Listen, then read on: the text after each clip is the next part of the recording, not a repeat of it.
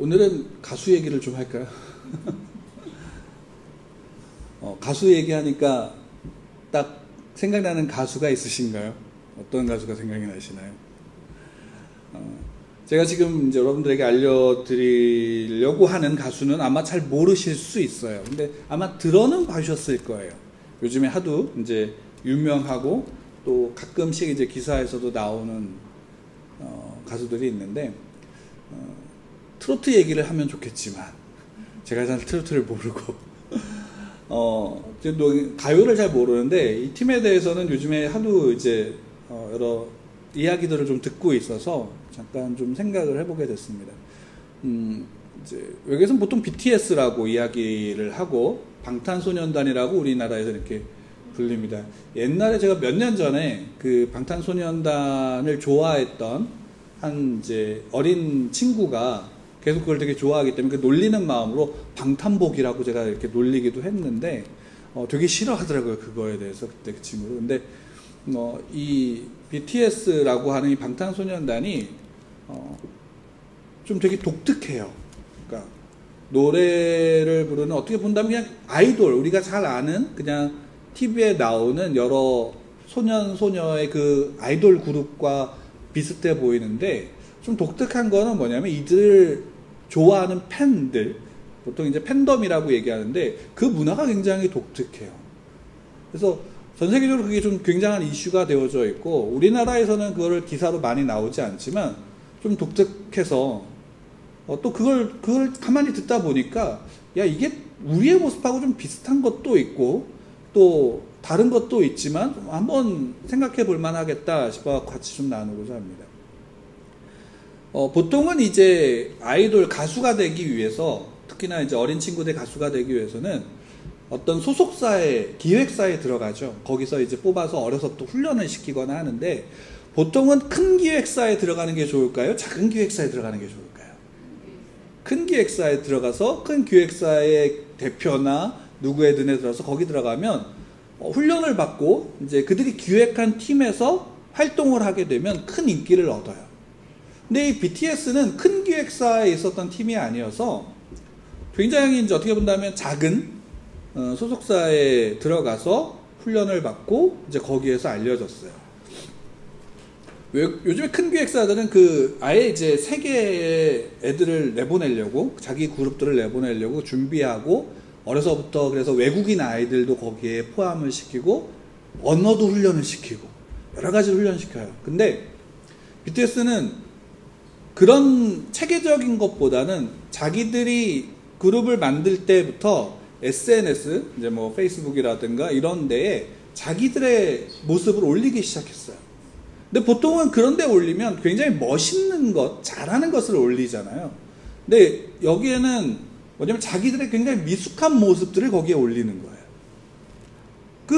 처음에 올릴 때는 우리나라를 대상으로 이제 그것들을 올렸는데, 그래서 이제 언제는 뭐 미국에도 가갖고 힙합을 배우기도 하고, 그것이 이제 한국에 있는 힙합을 하는 음악 가수들한테는 한국 힙합 역사의 흑역사다 라고 해서 별로 좋아하지 않는 그런 역사도 있는데, 근데 재밌는 거는 이들이 되게 미숙하고 실수하고 부족한 모습들을 올렸는데, 그거를 미국에서부터 그거를 본 미국의 친구들이 관심을 갖기 시작한 거예요. 얘네들 누구지? 그러면서 관심을 갖고 이 아이들한테, 그 BTS한테 이제 여러 가지로 이제 찾아보고 듣고 그 음악에 대해서 이제 알아가는 거예요. 그래서 여기에서 형성이 된 게, 우리나라에서 되게 유명해지고 언론사에 대해서 알려져서 띄워준 게 아니라 외국에서 다른 나라에 있던 아이들이 먼저 그게 유명해진 거예요. 그래서 우리나라에도 그게 더 들어오게 되어지고 하는 일들인데, 제가 이제 그 모습을 보면 재밌어요. 똑같이 이제 그룹을 좋아하는 아이들처럼 그들도 자기가 좋아하는 BTS의 음악을 듣고 또 그에 관련된 상품을 사고 콘서트가 있으면 거기에 찾아가는 거예요. 우리나라 옛날에 저도 그 가수들이 공연할 때 보면은 티켓을 그때는 막 무료로 나눠줬어서 그거를 받으려고 막 줄을 섰던 게 기억이 나요. 옛날에 뭐 중앙시장 같은 데 가면. 근데 요즘에는 그걸 인터넷으로 표를 사고 거기 이제 공연장에 가서 줄 서서 기다리는데 그런 모습이 있는 거예요. 근데 이제 좀 다른 거는 외국에서 유럽에서 한국에 공연이 있다면 비행기 타고 한국으로 와서 언어도 안 통하는데 그런 불편함을 감수해서 오는 것. 이런 건 어떻게 본다면 다 비슷한데 다른 게 한 가지가 있어요. 요즘에 여기 이 팬덤들이 다른 일들을 하나씩 하는데 뭐냐면 각자가 있는 자기 나라에서 그 자기 나라에 불합리한 일들이 있으면 그 불합리한 일들에 자기들 목소리를 내기 시작한 거예요. 근데 이게 누가 이렇게 막 조직을 해갖고 야 우리 이렇게 해야 돼, BTS 팬들이 이렇게 해야 돼, 이런 게 아니라 그 SNS에서 누가 그런 것들을 행하면 그 팬들이 거기에 목소리를 같이 내주는 거예요. 조직을 만드는 게 아니라. 그래서 실제로 태국 같은데 그 반정부 시위가 있는데 태국은 굉장히 그 국왕의 권위를 굉장히 중요하게 여기는데 그 반정부 국왕에 대한 반정부 시위가 일어난 거예요. 근데 거기에 이 팬들이 같이 합세하기 시작했어요. 뭐 그렇다 그래서 뭐 다른 걸 하는 게 아니라 그 시위에 나가서 BTS의 음악을 듣는 거예요. 그리고 그것을 마치 축제처럼 그 일들을 행하거나 아니면 미국에서도 얼마 전에 대통령 선거에 관련돼서 그런 일들이 있기도 했어요. 되게 독특한 거예요. 그래서 전 세계에 있는 많은 사회학자들이 이게 되게 이상하다. 왜 얘네들 이런 게 있지? 라고 해서 관심을 갖고 연구를 하고 이런 데도 있어요. 우리나라만 별로 관심이 없대요. 그런 부분에서. 근데 되게 재미있는 게 아이돌을 좋아하고 그룹을 좋아하고 그 노래를 좋아하는 건 똑같은데 그들이 자기들이 그 속에서 자기의 소리를 내고 사회 문제에 관심을 갖고 그거에서 같이 협력을 하는 거예요. 그리고 거기에 그 음악을 들으면서 위로를 받고 같이 협력하는 일들이 벌어져요. 그럼 한번 생각해 보세요. 이 얘기를 듣고 이게 그냥 저기 뭐 가수 얘기하는구나 라고만 생각하면 뭐 그럴 수도 있지만 이게 어떻게 본다면 우리의 모습하고 좀 닮아 있는 모습이 아닌가요? 그러니까 아이돌, 일반 가수들은 아이돌이라 해서 우상이란 뜻이거든요. 그 아이돌을 우상화시켜갖고 그 아이돌을 좋아해서 거기에 관심을 갖고 그들의 음악을 듣고 그들의 물건을 사고 그들의 콘서트를 가요. 이건 똑같이 그 모습이지만 다른 거는 그 안에서 자기를 사랑하면서 자기의 소리를 내기 시작하는 거. 여러 가지. 그래서 한 평론가는 그래요. 이게 아마 이 BTS가 그 노벨상을 받는, 평화상을 받는 데까지 아마 나갈 수도 있다라는 앞으로 그런 얘기까지 해요. 마치 밥 딜런이 그 노벨 평화상을 받았던 것처럼. 근데 그런 모습으로도 이야기를 하는 거예요. 근데 이걸 가만히 생각해 보게 된 게 이거예요. 여러분, 우리가 예수님을 믿는다라고 할 때 예수님을 믿는 게 뭔가요? 나 예수님을 믿어 라고 말을 하면 난 예수님을 믿는 것이 되나요?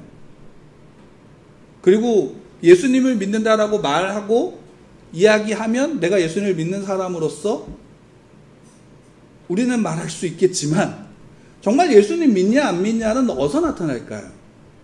결국 우리의 삶의 모습이 어떠하냐라는 거예요. 그러니까 다르게 말한다면 예수님을 믿는 사람이 삶이 달라지게 되어지는 이유는 뭐냐면 예수님을 영접하면, 그래서 예수님을 나의 구주로 영접하면 뭐가 바뀌는 걸까요? 그 안에 자기의 본질이 바뀌는 거예요. 그 본질이 바뀌니까 어떻게 돼요? 그 삶의 모습이 달라지게 되는 것이고 시각이 달라지게 되는 거예요. 그것이 어떤 사람은 급격하게 변하는 사람도 있는가 하면 어떤 사람은 천천히 변하는 사람의 다양성이 있는 것뿐이지 본질이 바뀌니까 시각이 달라짐으로 여러 가지가 바뀌는 거예요. 이 모습이 있는 거예요. 물론 BTS와 예수님을 믿는 것, 영접한 자들의 그 은혜를 누리는 것과 비교할 수는 없죠. 왜냐하면 그것과 비교한다는 것은 말이 되지 않아요. 하지만 나타나는 건 뭐예요? 적어도 우리가 예수님을 나의 구주로 영접하여서 예수님을 믿는 자들에게 있어서 나타나는 모습이 뭘까요? 단순하게 나 예수님 믿어, 그러니까 교회 가, 그러니까 착해졌어, 이런 것으로 나타나는 문제가 아니라 예수님을 믿고 나서 예수님과 함께함으로 나타나는 변화는 무엇일까? 그것은 다른 게 아니에요. 우리의 본질이 변한다는 것은 우리 안에 뭐가 임한다라는 거예요. 성령이 임하심으로, 예수님께서 말씀하신 것처럼 아버지께서 약속하신 보혜사 진리에 여기신 성령이 너에게 임할 거야. 그러니까 너희는 예루살렘을 떠나지 말고 너희는 기다려 라고 제자들에게 말씀하셨잖아요. 그리고 그러니까 예수님을 영접한 자들, 하나님의 자녀가 된 자들 안에는 성령이 그 안에 계심으로 어떤 일이 벌어지는 거예요. 그 본질이 바뀌는 거예요. 본질상 진노의 자녀에서 생명과 성령의 법 아래 하나님의 자녀로서 그 본질이 바뀌어지게 되는 거예요. 본질이 바뀌어지니까 뭘 알게 돼요? 하나님을 아는 거예요. 하나님을 아는 지식이 생기는 거예요. 하나님에 대한 감각이 생기는 거예요. 또 뭐가 바뀔까요? 내가 보이는 거예요. 내가 누구인지가 보이는 거예요. 내가 본질상 진노의 자녀로 죄 아래서 죽은 자로서 살아가고 있는 내가 보이는 거예요. 그러니까 그 비참함이 보이니까 어떻게 돼요? 절망하게 되죠. 내 죄 안에 있는 내 비참함을 보게 됩니다. 그러니까 사람 여러분도 한번 보세요. 여러분의 삶 속에서 경험해 보지 않으셨나요? 내가 굉장히 초라해질 때 나에게 희망이 있어요, 없어요? 아니 내가 어떤 일로 말미암아 일이 안 돼서 초라해졌을 때 내 모습을 보면 희망이 없잖아요. 마찬가지예요. 근데 이건 더 본질이 바뀐다는 건 뭐예요? 완전히 하얀색에 그 안에 점이 찍혀졌던 검은 점 하나가 어떻게 극명하게 보이는 것처럼 하나님을 아는 지식 가운데 하나님에 대한 감각이 키워지면 내 안에 내가 얼마나 더러운지가 비참함 가운데 있는지가 보이는 거예요. 그러면 그 속에서 내가 절망하게 되죠. 근데 놀라운 것은 뭐냐면 그 절망 속에 예수 그리스도가 보이는 거예요. 그 절망 속에 예수 그리스도가 소망심이 보이는 거예요. 그래서 그분으로 말미암아 어떻게 돼요? 그분의 의가, 그분의 피가 나를 씻고 그 의가 나에게 입혀지는으로 말미암아 내가 어떻게 돼요? 본질이 바뀐 자로서 서게 되는 거예요. 그 의미가 뭐예요? 성령이 우리 안에 거하심으로 내가 누구와 함께 하시는 거예요? 하나님이 나와 함께 하신다는 거예요. 하나님과 함께하는 자녀로 살아간다는 거예요. 이것이에요. 이게 믿는 자의 모습이에요. 근데 이게 우리가 인식할 수 있는 모습으로서 나타나는 게 아니라 성경을 통해서 우리에게 보여주고 우리가 어떻게 돼요? 그 안에서 그것을 조금씩 인식해 나가는 거예요.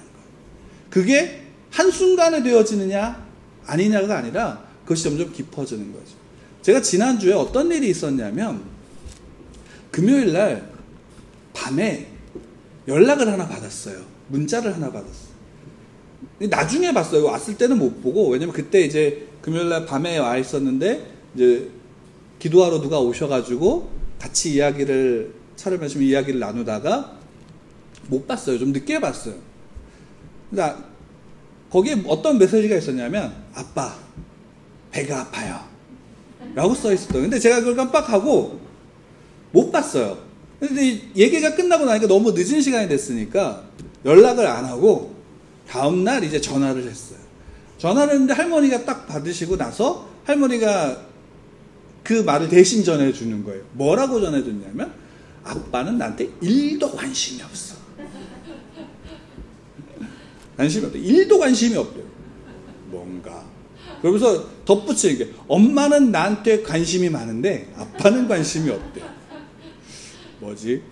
그러면서 왜 어제 연락을 안 했냐라는 거예요. 배 아픈데. 나 배 아파갖고 병원 가고 싶었는데 왜 연락을 안 했냐라는 거예요.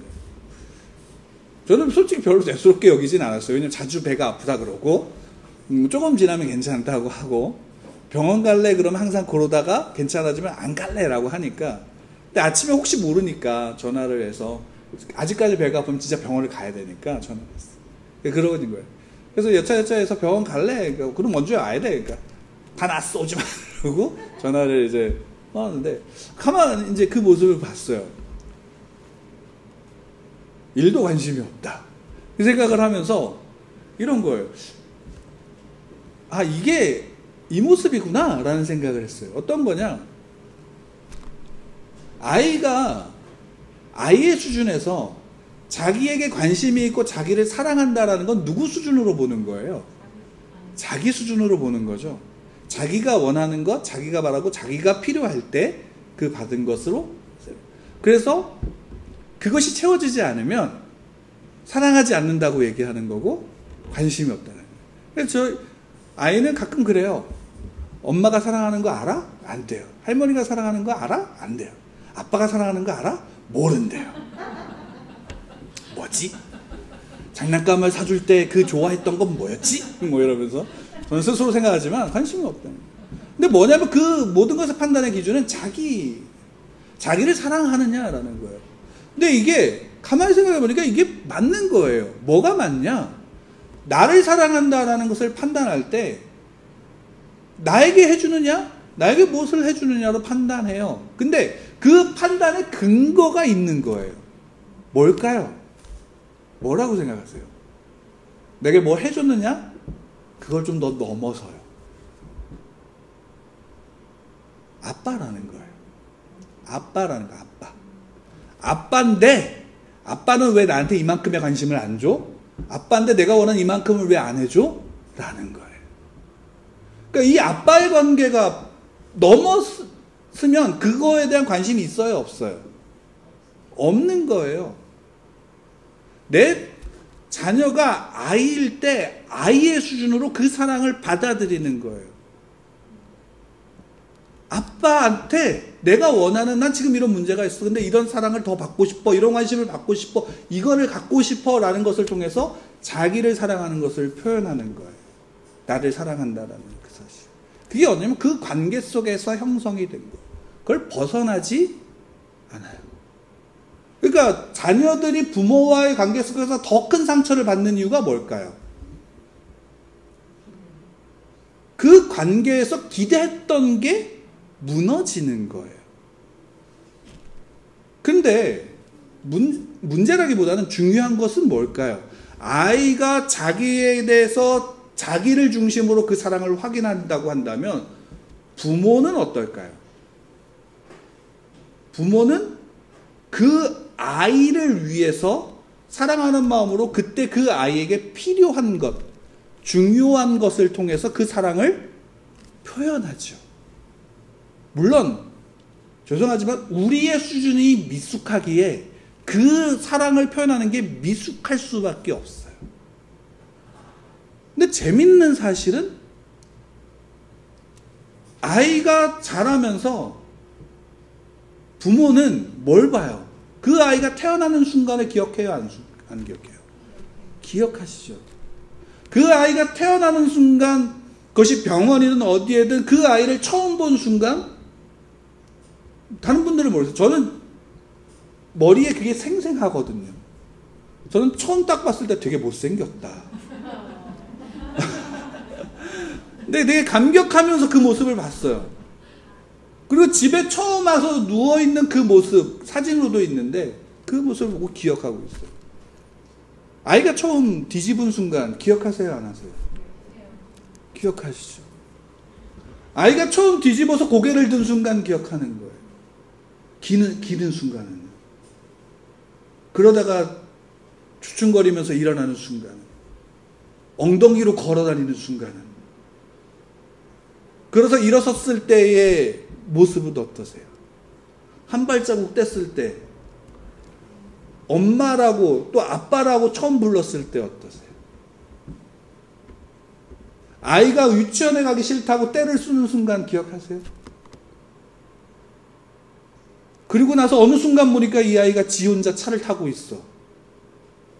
혼자 가고 있는 거예요. 초등학교 손잡고 갔던 거 기억하세요?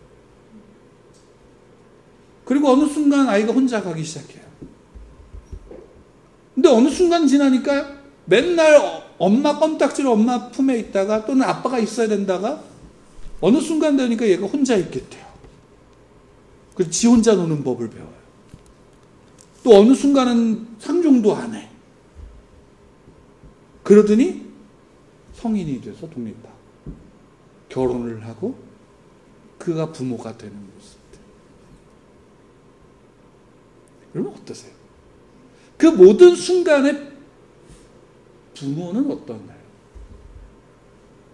저는 개인적으로 말씀을 묵상하면서 그런 마음이 들었어요. 그 모든 순간을 저는 함께 했거든요. 그 모든 순간을 저는 기억하고 있거든요. 그 모든 순간의 감정은 저는 그대로 가지고 있거든요. 그리고 그 모든 순간에서 함께 하고 있거든요. 내가 그러니까 몸이 떨어졌다 그래서 마음이 함께 하지 않는 게 아니라 함께 하고 있거든. 근데 그 순간 여러분 하나님은 어떠실까요? 아이는 그 순간 자기가 원하고 자기가 바라는 것 속에서 자기의 것을 해주지 않는다고 불평하고 사랑하지 않는다라고 말할 수 있죠. 근데 그 마음이 부모가 변하지 않는 것처럼 하나님은 어떠신가요? 우리의 신앙의 모습도 미숙하고 어리고 연약하고 보잘것없는 것 속에서 어떻게 해요? 하나님이 그 자리에서 함께 하심으로 우리가 잘할 수 있게 합니다. 근데 놀라운 건 뭐냐면 하나님은 하나님의 영을 우리 안에 부으심으로 어떻게 해요? 그 모든 순간에 부모는 육신적으로 함께 할 수 없지만 하나님은 하나님의 영으로 우리 안에서 나와 함께 하시는 거예요. 놀라운 게 뭘까요? 그 속에서 나를 세워가시는. 그게 성령이 내 안에 우리 안에 임하신다라는 거예요. 그 속에서 우리가 뭘 배우는 거예요? 우리가 자라면서 부모님이 내게 어떤 분인지를 아는 순간이, 내가 그 부모님과 함께 했던 것이 얼마나 귀했는지를 아는 순간이 어느 순간 자녀들에게 다가오게 되는 순간이 있어요. 근데 참 어리석은 거는 옆에 계실 땐 잘 모르더라고요. 근데 그 순간이 있어요. 근데 그 순간에 그 사랑을 느끼게 되고 그 순간에 그 사랑을 갈급하게 돼요. 근데 성령 하나님은 우리 안에서 그렇게 함께 하시고 우리가 자라가는 것 속에서, 그래서 어떻게 할까요? 나중에 우리가 하나님의 사람의 하나님의 자녀의 수준으로 자란다라는 게 뭘까요, 여러분? 어떤 것일 것 같으세요? 여러분 자녀를 한번 생각해 보세요. 내 자녀가 잘 자랐다라는 걸 언제 아세요? 얘가 나한테 선물 사줄 때 아시나요? 저는 개인적으로 이렇게 표현하고 있어요. 자기 밥값 하면서 살아가면 잘 키운 거예요. 그리고 그 아이는 그렇게 독립하면서 자기의 삶을 살아갈 거예요. 그 살아가면서 뭘 느낄까요? 부모님과 함께함을 느끼는 거예요. 우리의 신앙은 그 자리에 있는 거예요. 성령님이 함께 하신다는 것, 성령님이 우리 안에서 우리를 하나님의 자녀답게 우리를 세워가신다라는 것, 그분이 함께 하심으로 어떻게 돼요? 우리가 우리의 스스로 우리의 생각과 우리의 마음으로 하나님이 누구인지를 알고 하나님 앞에 서는 게 뭔지를 알고 하나님을 예배하는 게 뭔지 알고 하나님과 친밀함의 인격적인 관계를 누리는 게 무엇인지를 아는 순간 우리는 우리의 모든 자유와 모든 인격이 다 어디를 향할 수 있어요? 하나님과 함께함의 자리로 나아갈 수 있게 되어지는 거예요. 우리가 지금은 희미하게 보지만 천국에서 하나님을 볼 때는 거울과 거울, 얼굴과 그냥 얼굴을 봄으로 온전하게 봄으로 알을 느끼는 것처럼 그 명백한 순간에 서는 그 순간이 언제일까요? 하나님 앞에 서는 순간, 하나님의 자녀답게 온전히 세워진 그 순간에 우리가 그것을 알고 우리 안에 성령님은 어떻게 하는 거예요? 그 순간까지 우리에게 우리의 수준에서 필요한 것들을 채워 나가시면 우리를 이끌어 가시는 거예요. 근데 여기서 한 가지 의문이 생기는 게 이거예요. 여러분, 성령이 임한 자들은 그 인생의 주인공이 누굴까요? 성령 하나님이실까요? 그 본인일까요? 웅얼웅얼 하신다는 건 뭔가는 내가 생각을 하고 있지만 이거를 자신 있게 말하기에는 저렇게 질문하는 거 보니까 뭔가 함정이 있는 것 같고, 그러니 내가 우물우물함으로 내 대답을 대신하고, 때로는 그냥 무언으로 나의 답을 대신하겠다 라고 하는 아주 합리적인 생각을 하고 계신 것 같은데, 여러분들이 생각하고 계신 게 맞기도 하고 틀려요. 왜냐면 여기서 제가 말한 거에 대해서 여러분들 저는 이렇게 물었어요. 여러분, 성령이 임한 자의 인생의 주인공이 누구냐고요. 주인이 아니에요. 주인공이 누구냐고요. 여러분, 오늘 말씀의 본문을 보면 제자들이 예수님이 승천하신 다음에 예루살렘을 떠나지 말고 아버지께서 약속하신 성령이 임하실 때까지 기다리라고 말씀하셨어요. 그래서 제자들이 한 게 뭐예요? 그래서 기도했잖아요. 아주 기도에 힘썼어요. 근데 갑자기 뭐가 나와요? 본문에 보면 유다가 떠났어요. 근데 그게 어디에 기록됐어요? 시편에 다윗이 이미 예언한 게 성취된 거예요. 그 성취됐으니까 거기에 시편에 똑같이 또 기록된 게 뭐예요? 그 직분을 타윈이 취할 것이다 라는 말씀이 성취되어야 된다라는 거예요. 그러니까 말씀대로 우리가 움직이겠다라는 거예요. 그래서 누구를 뽑아요? 사도의 빈자리, 유다의 빈자리를, 그 직분을 이어갈 사람을 뽑게 돼요. 그래서 나온 사람이 요셉과 마띠아예요.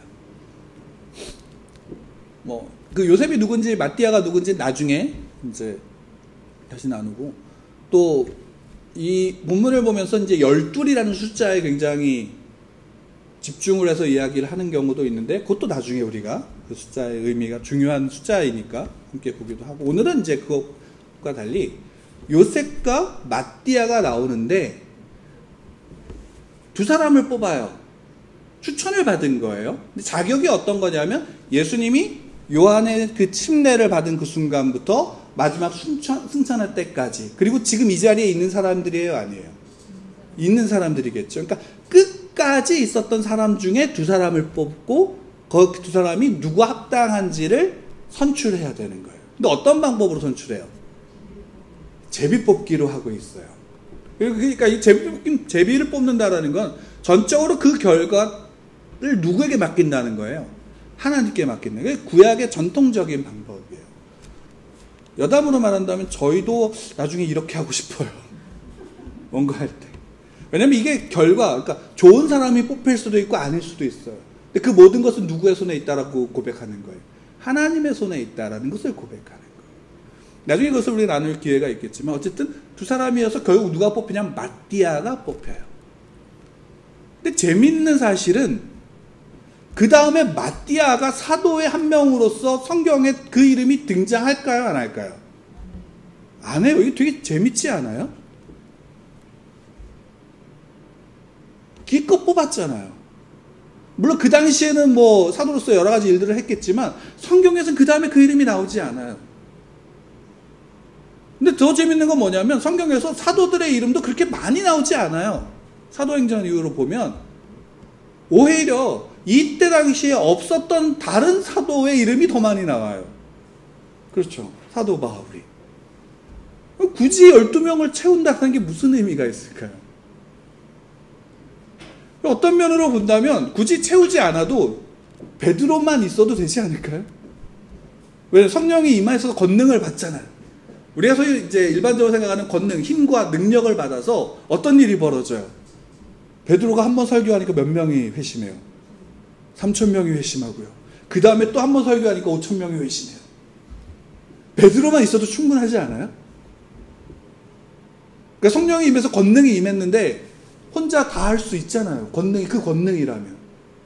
아니, 좀 외로울 수 있으니까 요한도 더불어서 그냥 덤으로. 이렇게 생각하면 뭘 오해하는 거예요? 성령이 임하신 것을 능력으로서만 오해하게 되어지는 시각으로 본다면 굳이 필요가 없는 거예요. 근데 굳이 12명에서 유다의 빈자리를 채우고 나서 그 이야기, 이 사도행전의 제목처럼 누구의 이야기를 쓰냐면 사도들의 이야기를 쓰고 있는 거예요. 그리고 이건 어떻게 본다면 사도들의 이야기를 통해서 누구의 이야기를 그리는 거냐면 성도들의 이야기를 그리고 있는 거예요. 그리고 여기에서 분명하게 우리에게 보여주고 있는 것은 뭐냐면, 여기에서 우리가 사도행전을 성령행전이라고 이야기하는 것은 그 안에 있는 특별한 성령의 역사를 초점을 맞출 때, 성령이 주인공이 되면 그 안에 성령이 임한 자들은 다 뭐가 되는 거예요? 성령 하나님이 주인공이 되면 성령이 임한 자들은 다 뭐가 되는 거예요? 그냥 도구로서만 쓰이는 거예요. 그러니까 누가 됐던 몇 명이 됐던 그것은 의미가 없는 거예요. 그럼에도 불구하고 여기에서 한 사람 한 사람의 이름을 기억하고 그 사람들이 모였을 때 그들에게 성령이 임하심으로 인해서 어떤 일이 벌어져요? 성령이 임한 성도들이 그들의 시대 속에서 그들이 어떻게 살아갔는지를 보여주는 거예요. 달리 얘기한다면 성령이 우리에게 임함으로 우리는 누구를 쫓아가는 거예요?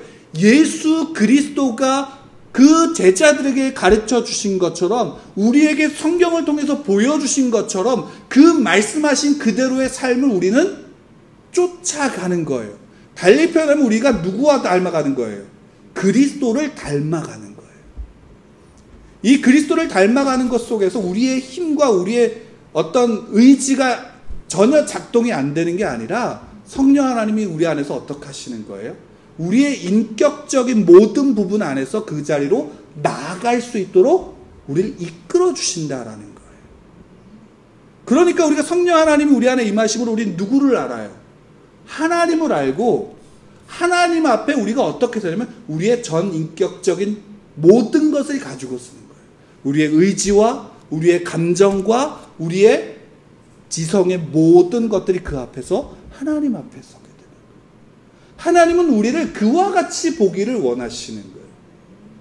그 하나님을 아니까, 그 하나님의 말씀을 아니까, 예수님의 삶을 따라가니까 우리의 삶이 어떻게 되어져요?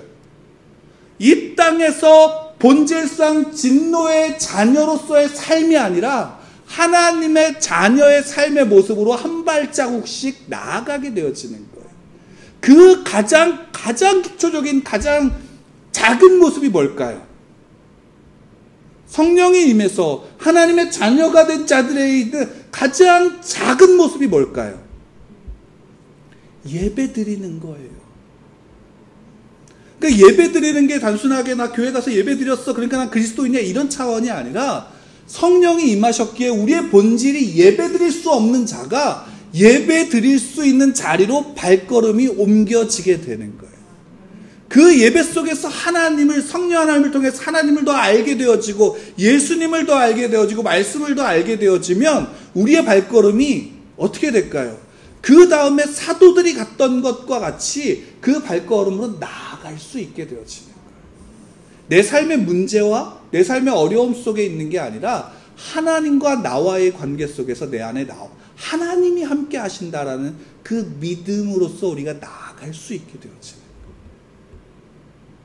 그래서 유다의 빈자리를 채우고 그 빈자리를 채운 성도가, 사도들이 복음을 가지고 세상을 향해 나아가는 거예요. 원래 베드로는 어떤 사람이었어요? 예수님의 제자 중에 한 명이었지만 예수님을 앞에서 잡혔을 때 두려워서 숨었던 자고 부인했던 자. 그게 뭘 이야기할까요? 우리의 본질이 그와 같다라는 거예요. 근데 성령이 임하시자 그 본질이 어떻게 되어지는 거예요? 도망갔던 자가, 부인했던 자가 그 앞에서 그리스도 앞에 다시금 서서 그분의 복음을 전하는 자리로 나아가는 거예요. 우리의 삶이 그와 같다고요. 우리가 어디에 있든지 우리의 삶은 누구와 관계 가운데 있냐면 하나님과의 관계 속에서 하나님을 아는 자리로 하나님의 영이 우리를 이끌어 가시는 거예요. 그 속에서 하나님의 영은 우리를 인격적으로 우리와 관계하시고 인격적으로 우리를 세우시며 인격적으로 우리를 그 자리로 이끌어 가시는 거예요. 그럼 거기에 우리가 로봇처럼 따라가는 게 아니라 우리의 모든 인격이 그 안에 동의하고 나아가는 거예요. 그래서 진리를 알지니 진리가 너희를 자유롭게 한다라는 거예요. 예수 그리스도의 진리가 우리의 삶에 스스로가 고백하며 그 자리로 나아갈 수 있도록 우리를 이끌어 가시는 거예요. 성령이 그 안에서 우리에게 역사하신다. 성령이 그 안에서 우리를 주관하신다라는 게 그 의미라고요. 그렇기 때문에 우리는 스스로가 내가 종이 되는 자리의 자유를 누리는 거예요. 그냥 하나님이 주인이야 왕이야 이게 아니라 그분이 앞에 내가 내 스스로 내가 종의 자리로 나아가서 그분 앞에 서는 거예요. 근데 하나님은 우리에게 뭐라고 말씀하시는 거예요? 너가 종이 아니라 내 자녀야. 그래서 자녀로서 아버지의 뜻과 아버지의 마음 앞에 합한 자로서 나아가고자 우리의 삶의 방향을 결정하는 거예요. 그것이 그리스도인의 성령이 임한 성도의 복이에요. 누구와 함께 한다는 사실을 더 확증하는 거예요? 하나님과 함께 한다는 사실. 하나님이 나의 하나님이라는 사실. 그 성령이 임한 자의 특징 중에 하나가 뭔지 아세요, 여러분? 자기 가슴을 만지시기 바랍니다. 그리고 말하세요. 나는 참 사랑받을 만해. 여러분, 하나님의 영이 임하고 하나님의 사랑을 아는 자는 어떨까요? 자기를 사랑할 줄 알아요. 왜? 그 근거가 내게 있는 게 아니에요. 나 이런 거 할 수 있으니까, 나 이렇게 착하니까, 나 이런 거 잘하니까, 그러니까 난 사랑받을 만해가 아니에요. 무조건적인 하나님의 사랑이 그 속에 있어요. 하나님의 사랑의 근거로 나를 사랑하는 거예요. 우리 아이들이 부모님의 사랑을 받은 아이들이 자존감이 좋대요. 왜일까요? 왜일까요? 자기가 무엇을 해서 사랑받는 게 아니라 그 존재가 사랑받는 자로서 자라기 때문에 다른 사람들 앞에서 당당할 수 있는 거예요. 우리가 우리 자신이 비참하다는 것은 우리의 죄에 있는 현실의 우리의 모습 속에 있지만 그 죄인을 사랑하신 하나님의 사랑은 너를 내가 사랑한다라고 말씀하시는 거예요. 그래서 나를 사랑하지 않으면 내 이웃을 사랑할 수가 없어요. 그것과 연관되어지는 것이 성도의 신앙이에요. 그 자리에 내가 있지 않고요. 내 의가 있지 않고요. 내가 무엇을 했냐가 있지 않아요. 성령 하나님이 그 자리에서 우리 안에서 우리를 보증하시기 때문에 우리는 그 사랑 속에 있는 거예요. 하나님이 그래서 성령 하나님을 우리에게 보내주시는 거예요. 그래서 제자들에게 말씀하세요. 성령이 너에게 임하시면 너희가 권능을 받아. 너희가 12명이 채워지면 성령이 임하는 게 아니라 너희는 이미 내가 사랑하고 내 택한 자녀이기에 성령은 너에게 임할 거야. 그때까지만 기다려. 너희가 무언가를 너희의 힘으로 만들려고 너희를 나한테 증명하려고 하지 마. 내가 이미 너희를 사랑하고 내 영을 너희에게 부을 거야. 그리고 내 영으로 말미암아 너는 진리 가운데 그 진리로 말미암아 자유를 살고 자유를 누릴 수 있게 될 거야 라고 말씀하시는 거예요. 사도들 한 명 한 명이 중요하고요. 그들이 12명이 된 게 중요하고요. 근데 그 자리에 있던 120명이 중요한 것이고요. 그들로 말미암아 예루살렘의 복음이 전파되어졌고요. 그들로 말미암아 그 복음이 온 세상에 전파되어져서 우리에게도 들리는 하나님의 은혜인 거예요. 그래서 우리는 은혜라고 고백하는 거예요. 왜? 하나님이 우리를 사랑하시니까. 그래서 성령 하나님이 우리 안에서 깨닫게 하시고요. 우리를 위로하시고요. 때로는 우리를 책망하시는 거예요. 너가 이런 모습 가운데 이런 죄 가운데 있는 우리의 자신을 비추어 보이시는 거예요. 우리는 그 속에서 내 모든 것이 그 안에서 반응하게 되어짐도 내가 신앙으로 자라게 되는 거예요. 우리의 신앙도 자라야 되는 거예요. 그리고 신앙이 깊어지면 깊어질수록 그 안에서 뭘 알게 돼요? 하나님의 인격적인 사랑을 더 깊이 알고 고백하게 되어지고 예수 그리스도가 나의 구원이심이 그분이 나의 소망이심이 더 확실하게 고백되어지는 거예요. 아이가 어느 순간 아빠는 나에게 1도 관심이 없어 라고 얘기할 수 있었던 것. 저는 오히려 그게 한편으로는 서운하지만 한편으로는 감사했어요. 왜 그렇게 말할 수 예전엔 저한테 대놓고 그렇게 얘기하진 않았거든요. 근데 그 이야기를 할 수 있다라는 것, 그리고 이야기할 수 있다라는 것, 관계할 수 있다라는 것, 그 관계 안에 있다라는 것. 우리는 하나님의 관계 안에 있습니다. 그리고 그 관계 속에서 우리는 하나님은 우리에게 하나님이 누구이신지를 더 보이실 거예요. 능력으로서만, 어떤 행위로서만 있다면 예수님이 그 말씀을 우리에게 하셨던 것을 기억하시고, 내가 귀신을 내쫓았어요. 내가 주의 이름으로 무엇을 했어요. 내가 주의 이름으로 어떤 것들을 했어요. 그때 예수님이 말씀하신 건 뭐예요? 내가 너를 알지 못해 라는 거죠. 그것으로 판단하는 게 아니라 사랑하심으로 그 사랑을 아는, 그 사랑 속에서 내가 사는 거예요. 그래서 말씀하신, 내가 너를 알아. 내가 너가 울고 있을 때 그 눈물을 내가 알아. 내가 너가 혼자 있을 때 그 모습을 내가 알아. 나는 기억하고 있어. 근데 나는 너가 태어난 순간 기억하고 있고, 너가 뒤집은 순간 기억하고 있고, 너가 학교 갔던 순간을 기억하고 있고, 너가 웃었던 순간을 기억하고 있어. 그래서 난 너와 함께할. 이게 우리의 은혜예요. 이걸 아는 게 복이에요. 저는 이 복을 누리기로 해요.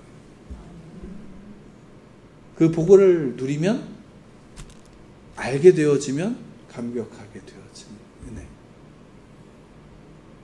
그래서 오늘 아침에는 말씀을 좀 보면서 솔직히 울었어요. 그 순간 어떤 거에 울었냐면, 아까 제가 나눴던 말씀, 부모의 역할을 그 모든 순간을 함께하고 기억하고 지켜보신다. 하나님의 시선, 하나님의 마음을 본받는 자, 무엇일까요? 그리고 그 속에서 하나님이 나를 인격적으로 대하신다라는 게 뭘까요? 여러분, 여기 이 은혜를 더 깊이 아는 은혜가 우리 예수누리교회에 있기를 소망해요. 자유를 누리십시오. 자유가 뭔지를 알고, 복을 누리십시오. 받으십시오. 복이 무엇인지를 알고, 하나님과 함께함이 내게 복이다 라고 고백했던 시인의 고백이 나의 고백이, 우리의 고백이, 우리 교회의 고백이, 그리고 그 고백이 우리가 사는 곳, 우리의 가정, 직장, 만나는 이들에게 고백되어지기를, 그 진실함으로, 그 하나님의 인자하신 은혜를 누리는 자로서 함께 나누고 고백하며 증인으로서 서시기를 간절히 축복합니다. 우리 함께 말씀을 기억하면서 기도하길 원합니다.